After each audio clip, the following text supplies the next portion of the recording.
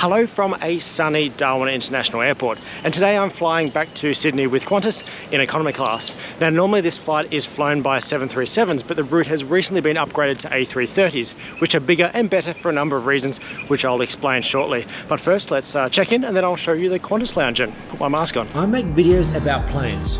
If you're into trip reports from flights around Australia and the world, and tours through significant aircraft and museums, then please check out my channel and subscribe.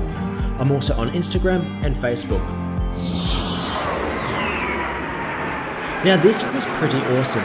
The airport is shared with the Air Force, and those are two FA-18 Super Hornets, and I'll include more footage of those shortly. One of the advantages of these smaller airports is that everything is so close. Literally in front of you is the check-in area for Qantas, and then just a few meters away is the line for security. Once through security, I was off to the Qantas Lounge, but it was really great seeing the airport bustle had returned. The cafes were all open and it looked like they were fairly busy. Down the end of the terminal is the single Qantas Lounge, which accepts Qantas Club members, business class passengers, and those with frequent flyer status, which is how I got in since I was only travelling in economy. It's actually a fairly massive lounge with heaps of separate areas where you can get some privacy. Apologies in advance that my footage isn't brilliant, but it was fairly full and I wanted to remain fairly subtle and not invade too many private faces. The food was all self-serve, unlike in Sydney, with a hot option of a beef mazzaman and steamed rice and tom yum soup. There was also the traditional Qantas Club salad with a choice of ham and salami on offer. And wandering further along, there was a bar with barista coffee, soft drinks, and the usual offering of beer, wine and spirits served after midday. I went off and sat in the corner before grabbing the beef and a coffee.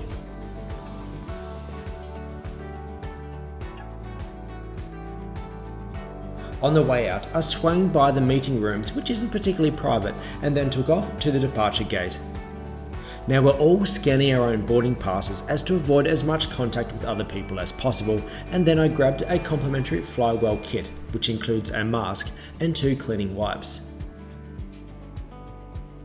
And here's our aircraft, Victor Hotel Echo Bravo Echo, an Airbus A330-200. This aircraft first flew in 2007 and has been in the Qantas and Jetstar fleet for its entire life, which is always nice to know, as you know it's been well maintained. It's what we call a wide-body aircraft in contrast to the smaller 737s and A320s, and it means that has a wide body and 2 aisles. Being a bigger aircraft, it's generally smoother and able to absorb the turbulence. But as they carry a lot more passengers, they do take longer to load and empty, which is something that you probably don't think about unless you turn up at an airport and everyone is made to go through a COVID checklist, for example, or even just passport control on an international flight. We boarded via a single aero bridge and started off in the business class cabin. These seats are in a 1-to-1 layout and really provide an international business class level of comfort in a domestic flight. They're pretty private and the seats fold completely flat. I've got a vlog reviewing these business seats on my channel and I'll link to that below. There's another business mini cabin and then economy starts. I was lucky enough to get into the front row, which has a little more legroom, and now I'll explore my seat in a little more detail. There's individual overhead air vents, and in front of you, that box thing is a bassinet. There is technically more legroom, although because the wall is solid, you can't slide your feet under the seat in front of you like you would on other seats. You also have to put your bags up in the lockers for landing and takeoff. On the left are the buttons for the audio, and in the right armrest is the fold-out tray table. Down next to your right legs are USB ports, and otherwise there's no power plug or TV screens. The seats behind did come with iPad holders though. And the tour finishes off with a view out of the window at the GE CF6 turbofan. We backed out and I pulled out my handycam to zoom in on some of these interesting military aircraft. The larger grey ones are the C-130 Hercules, which are turboprop transporters. The lighter coloured 737s wearing top hats are E-7A wedgetails, and they essentially fly above the battles and coordinate everything.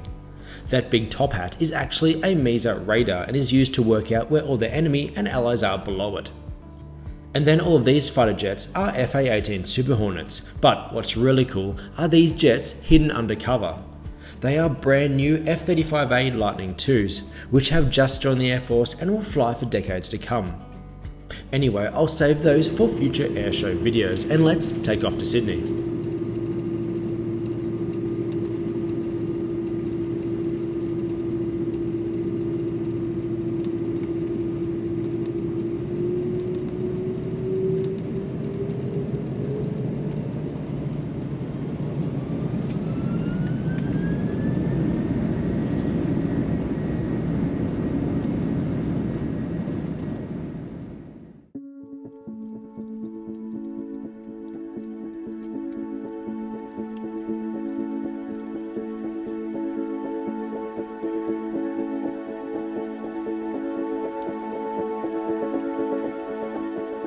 What was really obvious was how effortless the whole takeoff process was.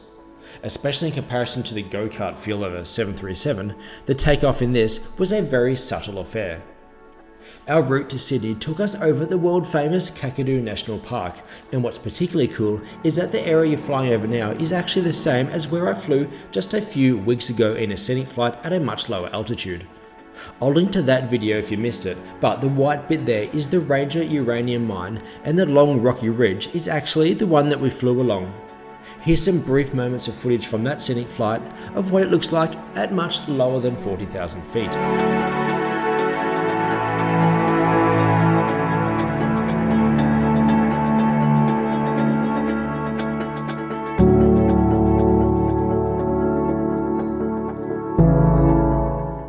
Dinner was served, and it came in this cool 100th anniversary box featuring a Boeing 707-138, which was a unique shorter model and only sold to Qantas. I've got a tour through this unique aircraft, one of which is on display in Longreach at the Qantas Founders Museum, and I'll link to that video below as well. Inside the box, which was far less interesting than the box itself, was beef ragu, which tasted fine.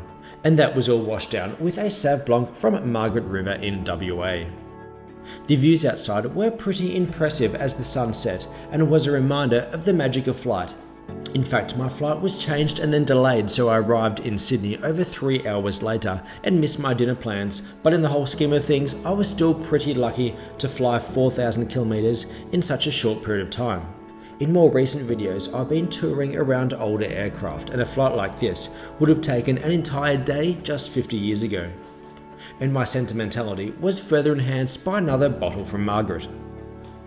Today's aircraft was fitted with Wi-Fi, so while there was no in-flight entertainment screen, you could join the Qantas streaming service or just surf the normal internet yourself.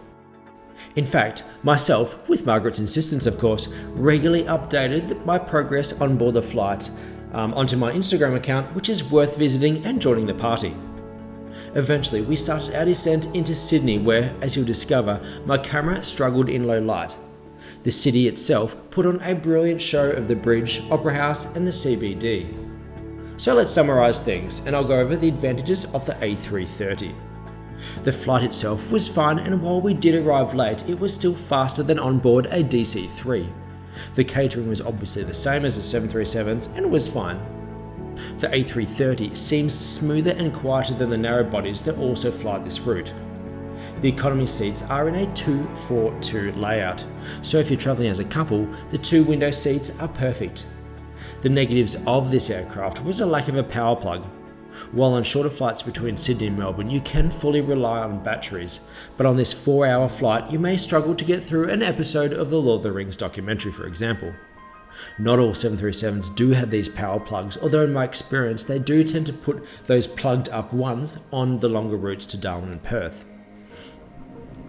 So there's positives and negatives, but overall I probably prefer the wide-body A330s. But I'd be keen to hear your thoughts on the flights and how the wide and narrow-body aircraft compare. If you're into these types of videos, please give the video a thumbs up and check out my channel for many more similar videos, including a very recent trip on board a brand new Embraer E190, just introduced by Qantas. I've got flights all around Australia and museum tours, including most recently me crawling around a B-52 nuclear bomber. Thanks for watching, and I'll see you another time.